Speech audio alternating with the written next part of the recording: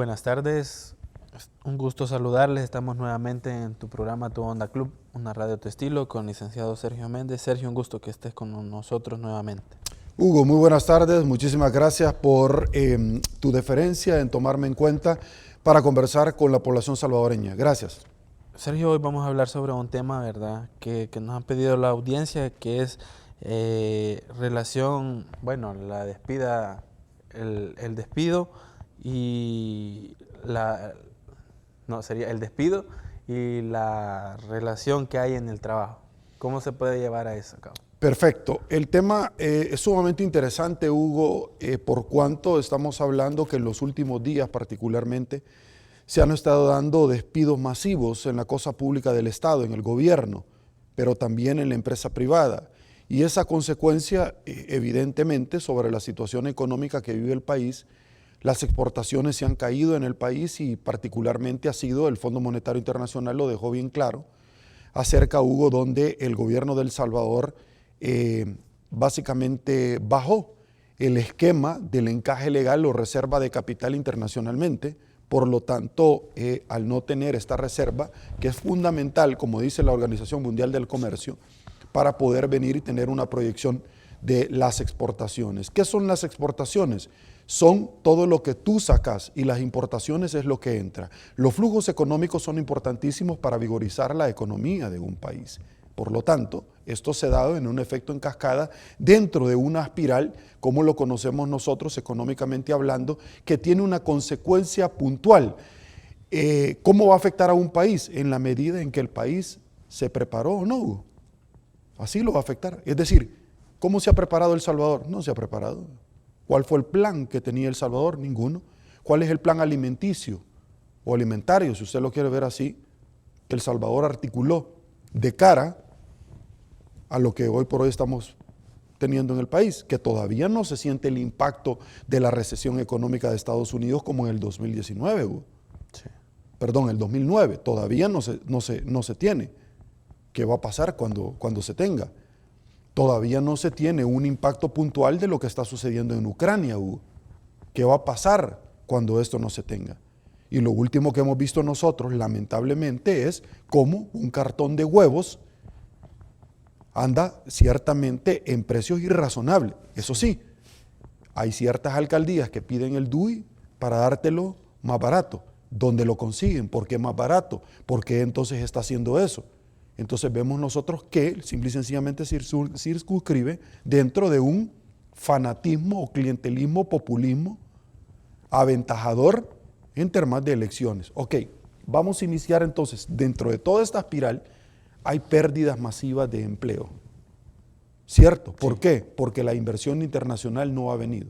El presidente de la Cámara de Comercio e Industria de El Salvador esta semana, el señor Asbun, decía, señores, quiten el plan control territorial. Esto ya fue excesivo. No está viniendo la inversión porque no hay certeza y seguridad jurídica. Dentro de un clima de inversiones, Hugo, un empresario valora a dónde voy a ir a invertir. ¿Por qué tendría que venir a El Salvador? ¿Qué tiene El Salvador que no tenga Guatemala? ¿Qué tiene El Salvador que no tenga Nicaragua?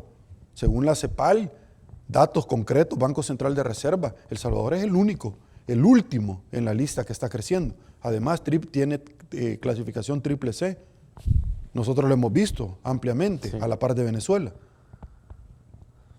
El tema inflacionario que vive el país. ¿Por qué tendrían que venir, Hugo, a invertir acá cuando no tenés certeza y seguridad jurídica?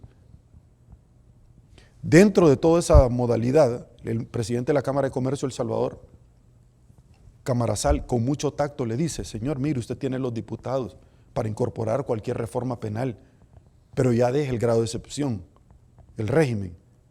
Pero él no lo va a dejar porque obviamente va de cara a los comicios electorales. Él anda en campaña.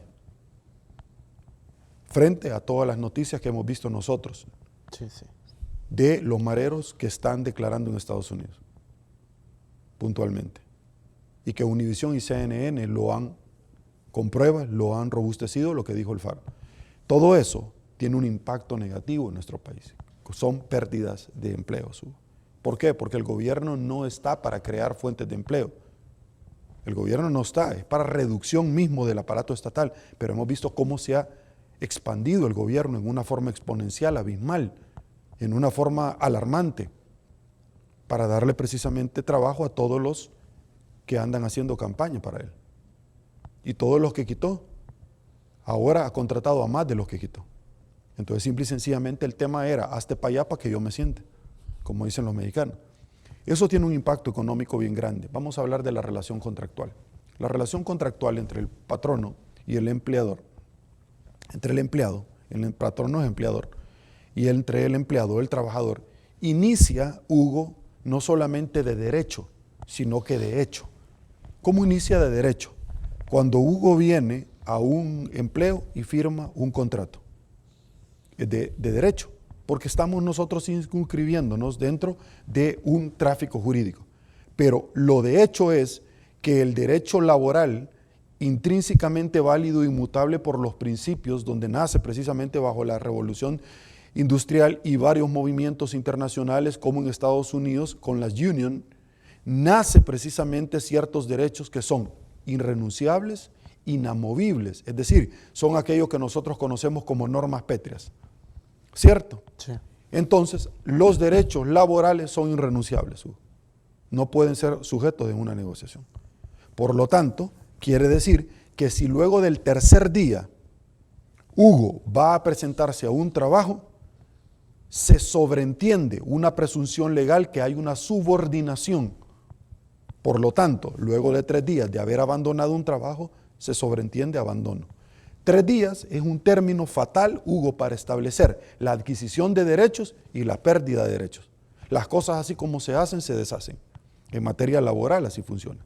Perfecto. Una vez dicho eso, que es importantísimo, es importante establecer algo más allá de lo aseverado. Y es que debe de ser sujeto susceptible de comprobación. Y ciertamente tú lo comprobás. Si tú llegabas a un lugar y tú no tenías un contrato, al momento de poner una demanda, van a ir a verificar el libro de entradas o la caja de marcación. Y ahí van a determinar que en efecto, luego de 3 días, si no hay una caja de marcación, van a ir a ver las cámaras y van a verificar que tú llegaste.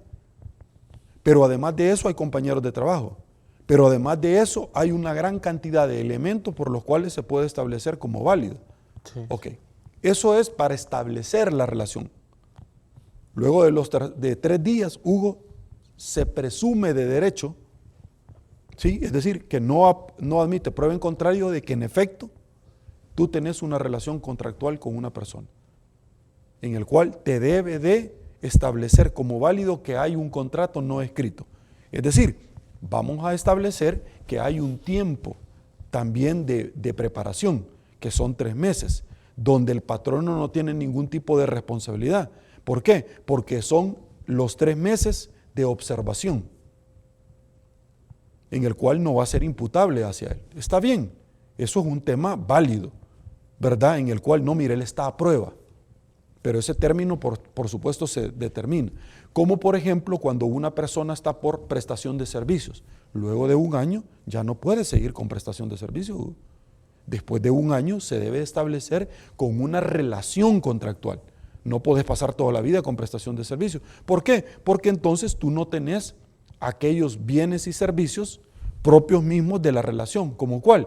Uno de ellos, ciertamente, estamos hablando, Hugo, sobre el tema de el pasivo laboral, el que tú tenés. Por lo tanto, no te pueden llevar más después de 1 año, como hay muchas denuncias por parte de algunos sindicatos, que el gobierno así está llevando a un montón de personas.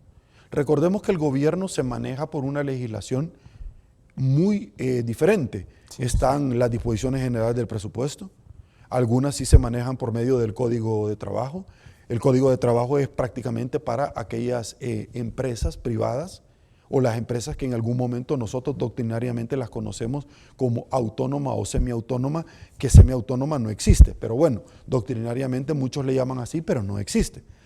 O es autónoma o no lo es, pero eso de estar preñado a medias no existe, ¿verdad? De semi no, eso no existe, pero doctrinariamente se ha manejado bajo ese esquema, lo cual no existe, reitero, o es privada o es pública o es autónoma. ¿Y cuál es la autónoma? Que tienen autonomía, Hugo, en lo administrativo. ¿Y cuáles son esas? Dame ejemplos. CEL, CEPA, las alcaldías, ¿sí? Son autónomas. Ok, listo. Una vez explicado eso, vamos a otra situación, Hugo, que también es importantísimo con relación a esto. ¿Cómo se pierden los derechos? Porque ya dijimos cómo se ganan, cómo se pierden.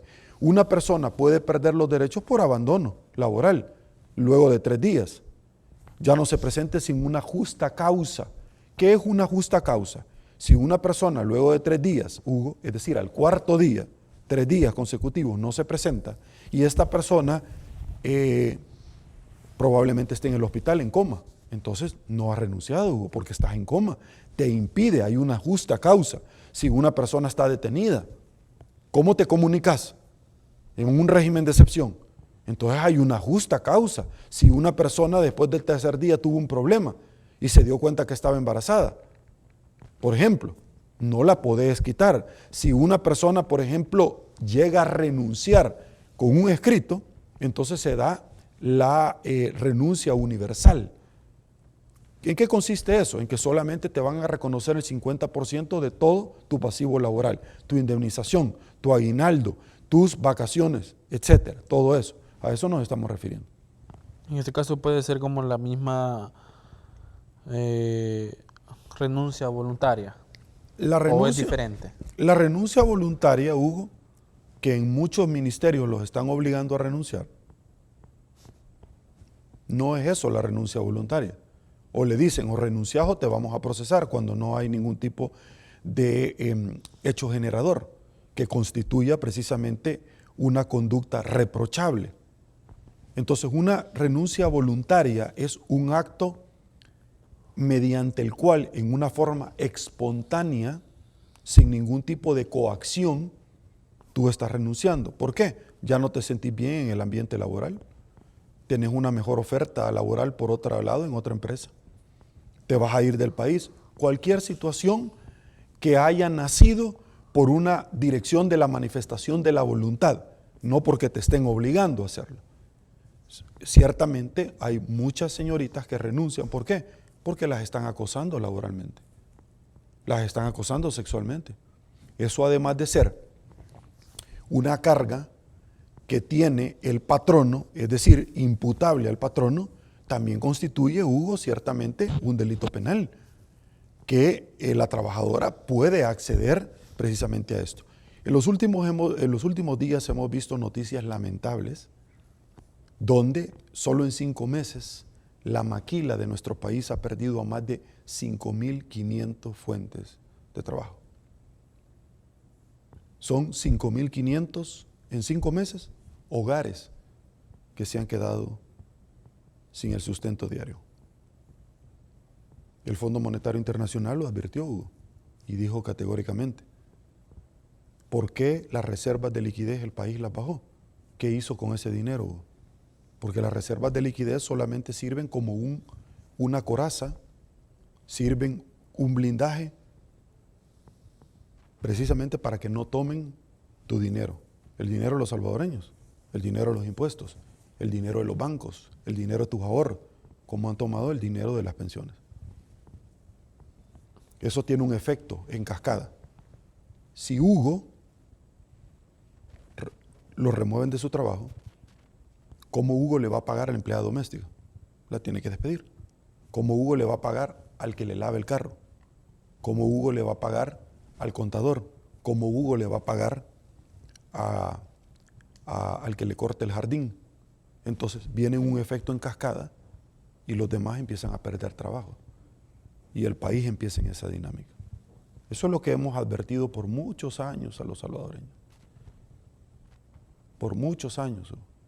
Más el acoso que algunas instituciones de gobierno han estado haciendo a la empresa privada, en persecución de cosas que no existen, persecución laboral, persecución en el Ministerio de Hacienda, persecución en el Ministerio de Trabajo, persecución en el Ministerio de Medio Ambiente, persecución. Sergio, ¿qué pasa con la conciliación en la materia laboral? Una vez establecida dentro del órgano jurisdiccional, un juzgado, Corte Suprema de Justicia, un proceso laboral o un proceso administrativo en el Ministerio de Trabajo o en la Procuraduría de la Defensa de los Derechos Humanos o en la Procuraduría General de la República, la sección o el Departamento de Relaciones Laborales. Se puede llegar a un arreglo ahí, o incluso tú lo puedes hacer en un juzgado de paz. En un juzgado de paz tú inicias un juicio civil verbal conciliatorio y puedes llegar a una negociación, aunque sea laboral, por supuesto que sí, sea de cual sea el tipo, un régimen de convivencia en una colonia donde tú vivís, en un tema laboral de una empresa o cualquier otro tipo de situaciones de esa naturaleza. Por supuesto que lo puedes hacer. Claro que sí, no te inhibe la ley, pero hay derechos que son irrenunciables, Hugo. Yo puedo venir y renunciar o negociar contigo, por ejemplo, que tú me debías tanto por haber trabajado, pero no puedo renunciar a mi pasivo laboral. No puedo renunciar al pago de mis AFP que tú no hiciste, o las del Seguro Social. Eso es irrenunciable. ¿Por qué? Porque estamos hablando de eso, de ya involucra seguridad social. Eso ya involucra un delito penal, apropiación o retención de cuotas laborales. Eso yo no lo puedo conciliar como empleador. Mire, deme a mí y a lo otro no le... No, eso no lo puedo hacer, Hugo. Yo no puedo venir y decir, mire, voy a renunciar a mis horas extras. No lo puedo hacer, Hugo, porque la ley ya establece. Hay ciertos parámetros en los cuales yo puedo negociar. Mire, en lugar de irme a un proceso eminentemente largo, el patrono tiene su posición y el empleado tiene su posición. Lleguemos a un punto medio y negociemos, pero no puedo negociar un montón de cosas adicionales, Hugo, ¿como cuáles? Como el pasivo laboral, como las horas extras, como las vacaciones. Todo eso se puede. No se puede. Las AFP, el pago de, mire, usted no me pagó, usted me quitó dinero para pagar mi casa y no me la pagó y yo por lo tanto la estoy perdiendo. Eso no se puede porque eso ya involucra un delito penal. Se llama apropiación o retención de cuotas laborales.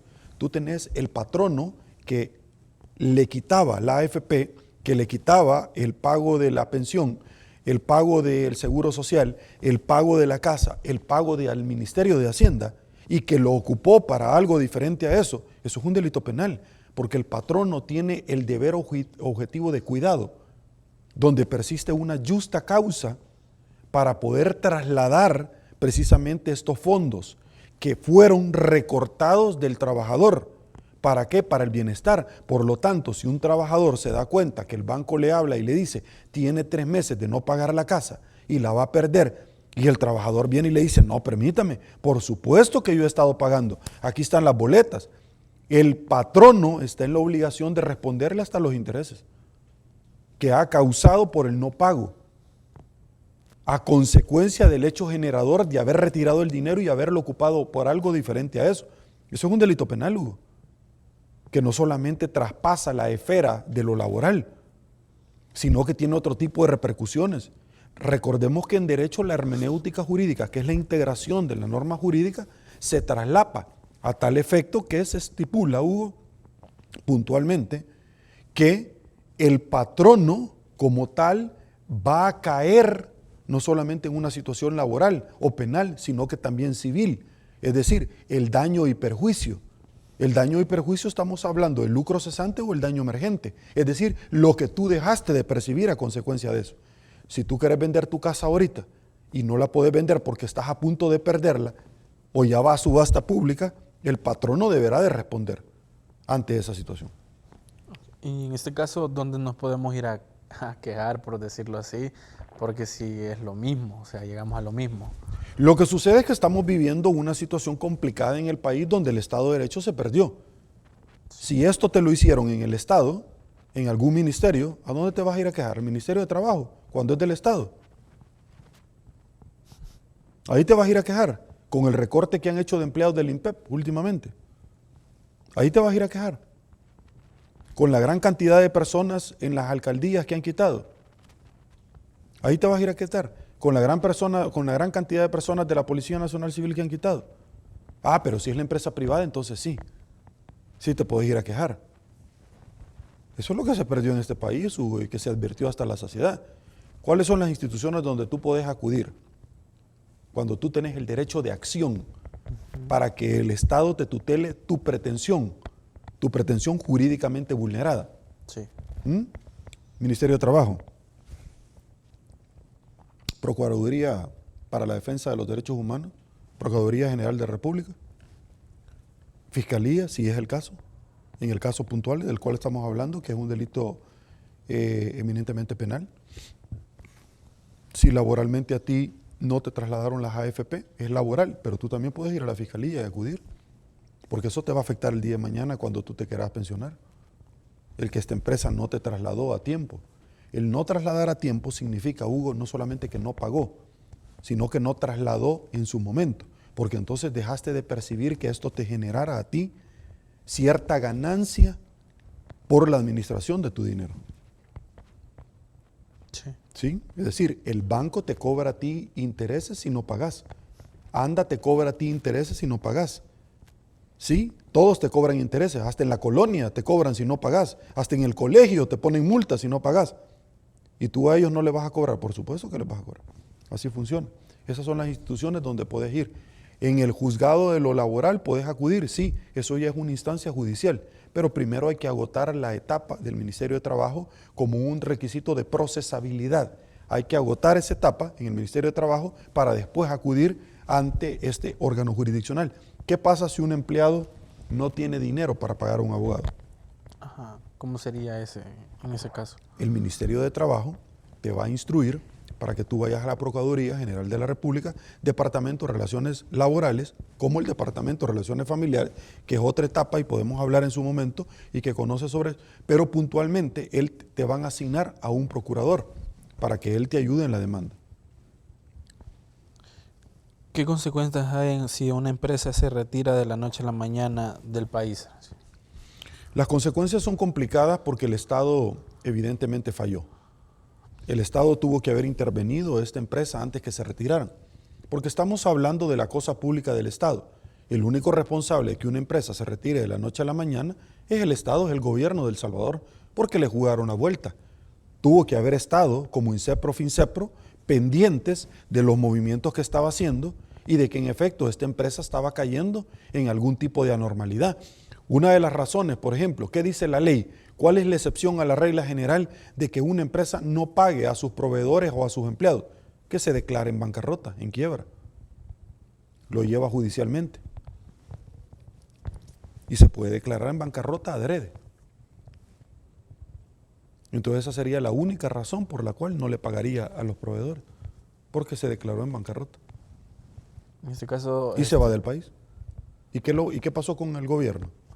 ¿Dónde están las instituciones que tienen que velar por los intereses de los trabajadores? Fallaron.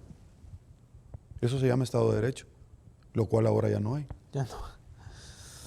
¿Qué sucede si una persona... El Estado de Derecho, Hugo, solo para efectos de ilustración, involucran varios componentes dentro de la institucionalidad. Si no caemos nosotros probablemente en anomimia o un Estado fallido, que son dos cosas diferentes. El Estado fallido es cuando el gobierno es incapaz de tutelarte tus derechos, el derecho a la salud, al agua, a los derechos constitucionales. Pero los derechos constitucionales son derechos humanos, pero no todos los derechos humanos están consagrados dentro de los derechos constitucionales. Yo tengo posgrado en Derecho Constitucional, entre otros, así como tengo posgrado en Derecho de Empresa, de lo que nosotros estamos hablando. Listo. Una vez dicho esa situación, es importante decirlo. Cuando el Estado es incapaz de tutelarte tus derechos y está negociando debajo de la mesa con las maras, estamos en un Estado fallido. Porque negocia con criminales con la sangre de los salvadoreños. Es un Estado fallido. Entonces caemos en esa categoría. ¿Qué es un Estado de Derecho? Régimen de legalidad de la administración pública. Es decir, el gobierno, un funcionario, solo puede hacer lo que la ley expresamente le dice. Si no está en la ley, no lo puede hacer. La reelección presidencial se puede, no está en la ley. El presidente puede salir, por ejemplo, del país sin pedirle permiso a la Asamblea Legislativa. No, no puede. Ups, se me olvidó, no puede. ¿Cierto? Lo que la ley dice. ¿Qué otro tema? Separación de poderes. ¿Hay separación de poderes en nuestro país hoy por hoy? Se perdió. Listo. Entonces, todos los componentes nos llevan a decir, entonces, estamos en un Estado fallido. Respóndase usted mismo. como dijo el embajador, ex embajadora o encargada de negocios NAMES en el país, cuando empezó a decir, ¿de qué país estoy hablando? No se respetan los derechos humanos, se persiguen a periodistas, etcétera, etcétera. ¿De qué país estoy hablando? ¿De Nicaragua? ¿De Irak? ¿De Venezuela? ¿De qué país estoy hablando? ¿Qué país quiere? Listo, eso es lo. En este caso, Sergio, ¿qué sucede si una persona la despiden así, sin causa, sin motivo? Tienen que indemnizarla, Hugo. El patrono está en todo su derecho de venir y establecerle a un trabajador que van a prescindir de sus servicios. Magnífico, está muy bien, Hugo. Pero si lo está prescindiendo de sus servicios, ¿por qué? ¿Cuál es la razón? Debe de informarle a ella que no es una razón que ella lo generó. Pero si ella lo ha generado, entonces se lo tiene que decir. Porque si este empleado cometió un delito penal, entonces hay que procesarlo y hay que decirle. Y lo mejor que puede hacer el trabajador es retirarse con altura, él que renuncie. Pero se lo tienen que comprobar. Y si no se lo comprueban, el trabajador puede acudir a otra instancia, porque lo están difamando. Si el empleado se quiere retirar, magnífico, solamente va a recibir bajo la pensión universal el 50% de su indemnización, no de lo demás, de su indemnización. No está renunciando a lo demás, ya dijimos que no se puede. Sí. Pero en el caso que el propietario de una empresa venga y que le diga al empleado, vamos a prescindir de sus servicios, lo tiene que indemnizar 100%, a menos que puedan llegar a una negociación internamente, que ya te lo dijo, que es susceptible obviamente de comprobación y que lo puede hacer, por supuesto que sí. En este caso, Sergio, hemos llegado, ¿verdad?, al final lo que es el programa. ¿Cómo no? Siempre que nos des con una reflexión sobre la palabra de Dios. Claro, y precisamente aquí la estaba buscando, Hugo, donde en Lucas 11 del 29 al 32, me quiero retirar con esto porque es importantísimo, cuando decimos, mire, y Judas, ¿por qué hizo lo que hizo? Si él anduvo de la mano con Jesús, él vio todos los milagros, él observó todo, ¿por qué llegó a eso? Porque Judas hizo lo mismo que Pedro, Pedro hizo lo mismo que Judas. La única diferencia es que uno se ahorcó y el otro se arrepintió. Y Dios te dice, mire, es que yo odio el pecado, pero no al pecador, que son dos cosas muy diferentes. Son cosas completamente diferentes. Es que la boca de tus detractores nunca va a ser lo suficientemente grande para superar el respaldo de la gracia de Dios en tu vida. Jamás. Eso que no se te olvide nunca. Y tu principal detractor, como lo dice Daniel, es el mismo demonio.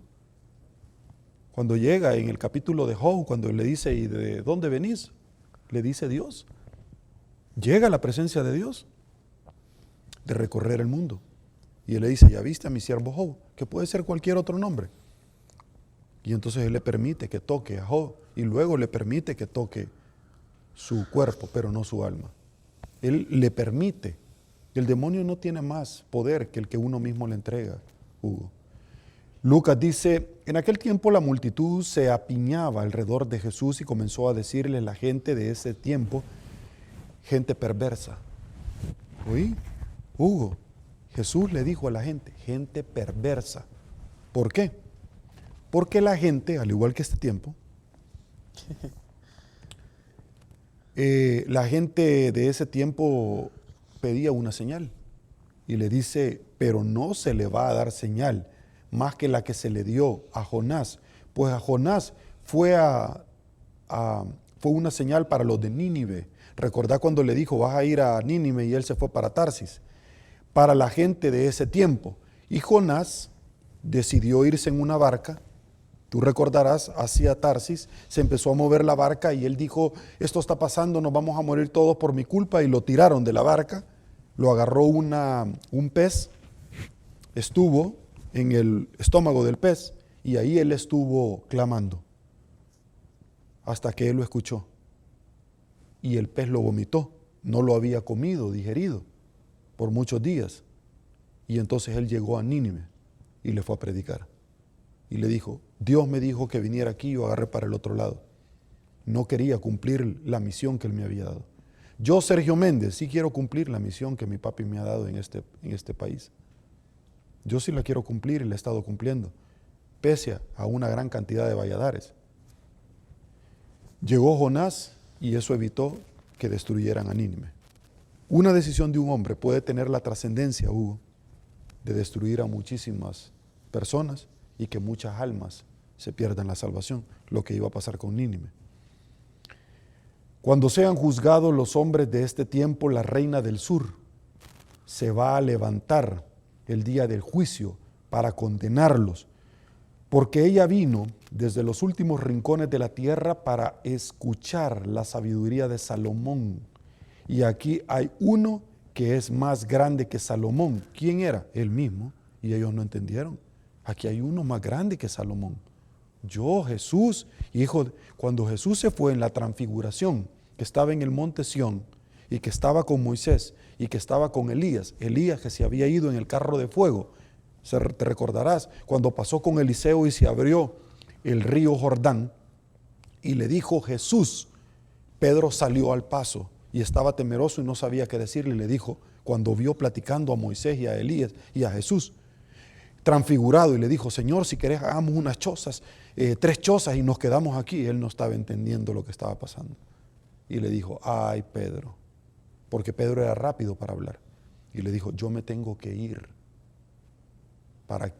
tengo que menguar para que Él venga. ¿Quién era? El Espíritu Santo. ¿Quién es el Espíritu Santo? Él mismo. Es el que nos redarguye cuando tú y yo vamos a hacer algo malo y que no nos deja dormir. Por eso es que vemos a los políticos en El Salvador que son cuerpos sin alma. ¿Por qué el Espíritu Santo ya no hace nada con ellos? Porque al inicio les daba cosas y no podían dormir. Y ahora hasta se vanaglorean. Porque ellos ya son hijos del demonio, son hijos del mal. Porque ellos entonces ya no les pasa nada, porque ya tienen cauterizada el alma.